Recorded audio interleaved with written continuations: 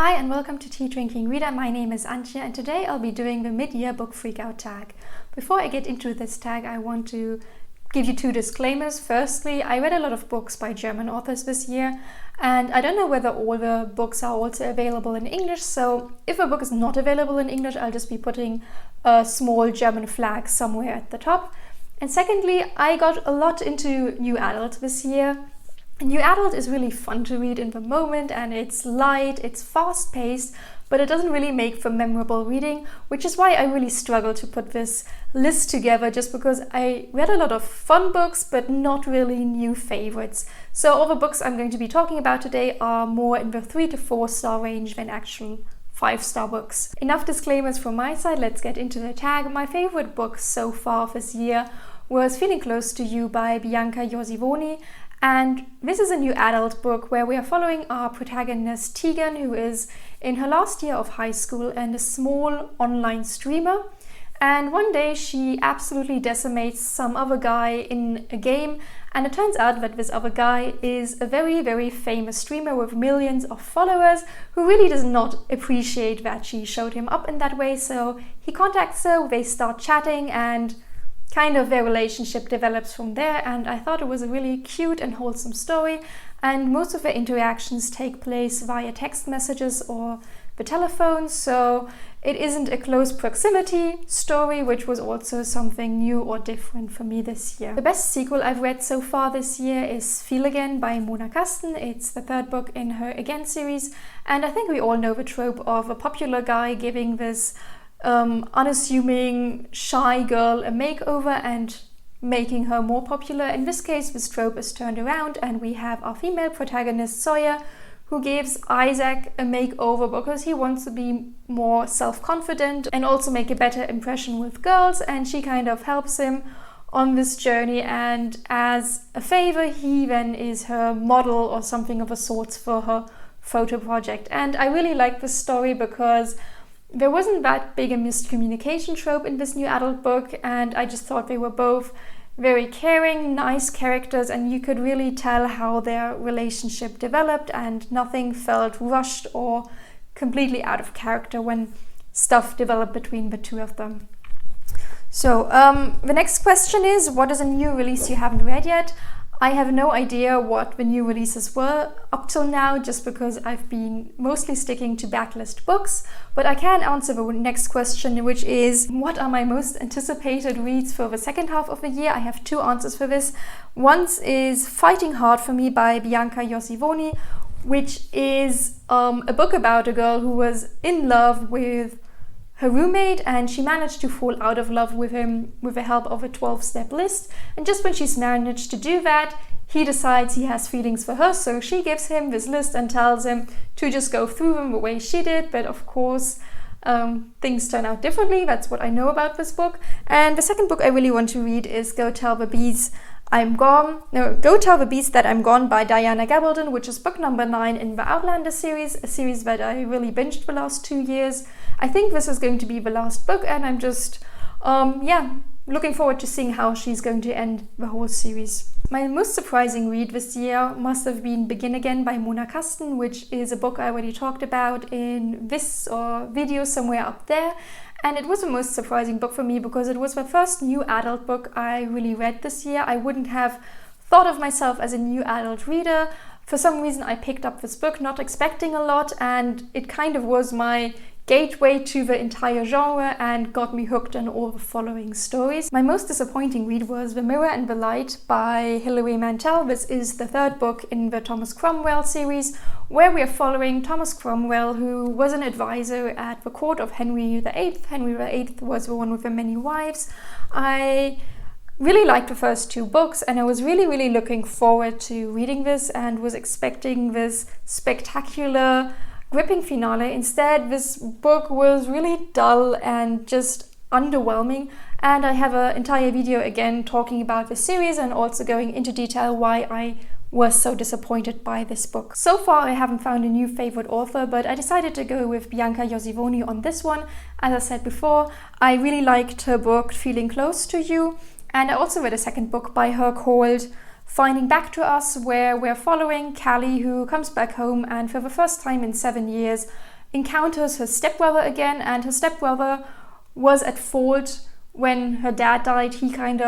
It was his fault that he died, and she hasn't spoken to him since the accident, and this is the first time they're seeing each other again. They're both in their early 20s now, and they kind of have to get along and work through all the things they never were able to say to one another after this accident. And yeah, I kind of enjoyed that story.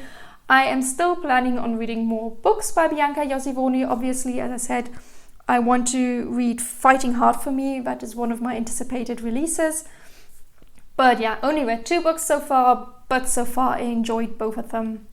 My newest fictional crush, I read a lot of new adult, so I encountered a lot of crushes. I think I'm going to go with Sam from New Chances by Lilly Lucas. I talked about that book in my May wrap-up, but the reason why he's my favorite crush is just because he is such a good guy. His reason for not wanting a relationship is actually a good one. He's a single dad and he doesn't want to put his daughter into this position where he's always bringing new women home or just not giving her the stability that his daughter needs. And yeah, he was just very cute, and I do like the single dad trope.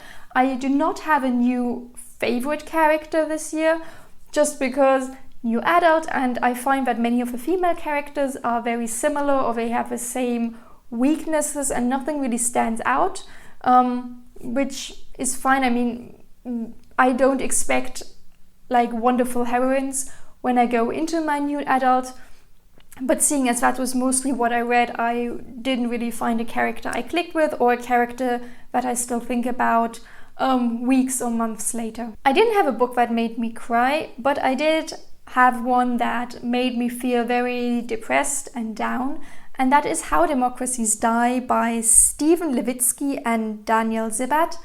And this is a book that talks about how democracies of the past were decimated, or how democracies have been kind of put in a unstable position, and what just the signs are of a democracy dying. And the 2 authors gave examples of how different democracies came to an end or nearly died, or how new democracies are coming to be. And I, for example, always take democracy as a given construct and a construct that works very well, and it just kind of broke my heart or gave me like negative feelings just thinking about the fact that democracies are very, very fragile and that they are not a given, and that we really have to work to make them be the best they can be. And this book just gave me feelings that I did not particularly enjoy. This book was written in 2017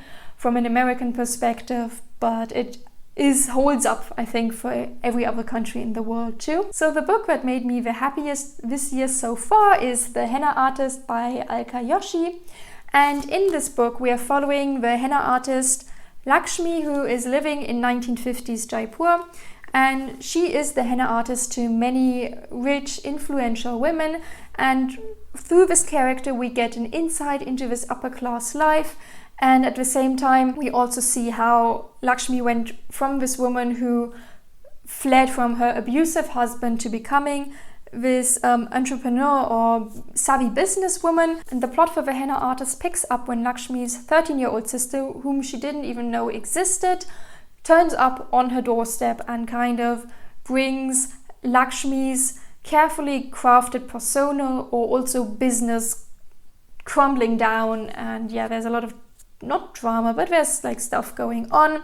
And what I really liked about this book, or why it made me so happy, is that in the last 12 months I think I read 4 other books about India or Pakistan by Pakistani or Indian authors, and all those books focused more on the negative, on corruption, on the partition, and just bigger political issues. And I really like that this book concentrated more on the nice and beautiful sides of India. There's a lot of food and architecture described in this, and therefore it just gave me happy feelings, and I'm so happy I finally picked this up. I have 2 books with a very, very similar art style that I think are the most beautiful ones I got in December or this year.